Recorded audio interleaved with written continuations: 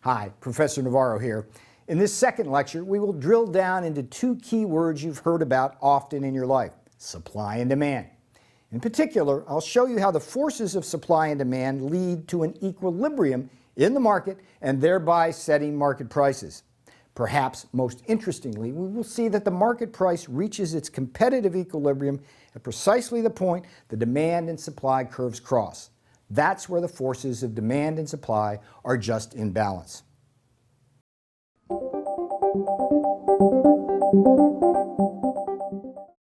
The British philosopher Thomas Carlyle once said, "Teach a parrot the terms supply and demand, and you've got an economist." Of course, economics is hardly that simple, but Carlyle's wry observation does hit on a basic truth of economics, namely that the concepts of supply and demand rest at the core of any study of how the market system works. In this lecture, we're going to try and master some basic elements of supply and demand. Let's start then by looking carefully at this figure. It's a typical supply and demand diagram for a popular product in the consumer market: computers. Note that price will always be labeled on the vertical axis and that quantity will always be labeled on the horizontal axis in these diagrams. Note also that the demand curve slopes downward and that the supply curve slopes upward. We will soon learn that where these two curves cross, we are likely to find the market equilibrium. Now let's construct each of the component parts of this diagram, beginning with the consumer's side of the equation, the demand curve. In order to build a demand curve, we've got to have some data on price and quantity. This we have in this table, which provides a demand schedule for cornflakes. Why don't you take out a pencil and paper now and try drawing a demand curve from this data?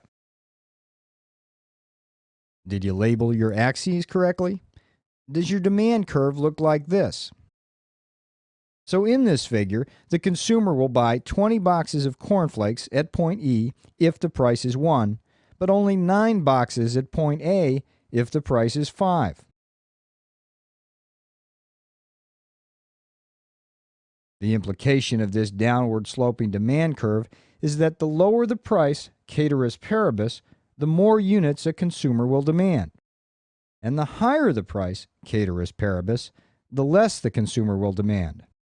This is not just common sense, it's also a principle based on very careful scientific observation. It's called the law of demand.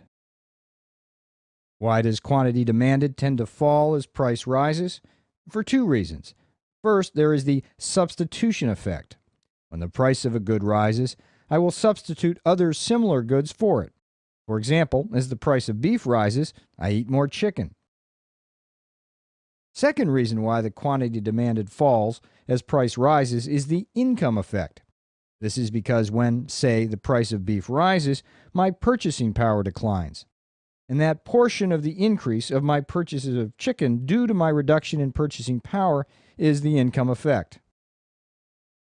We'll talk more about the substitution and income effects in the next lecture. But in the meantime, what's this ceteris paribus stuff I just talked about? I kind of sneaked those words in on you, didn't I? But I did that on purpose because the concept of ceteris paribus is really critical to understanding economic analysis.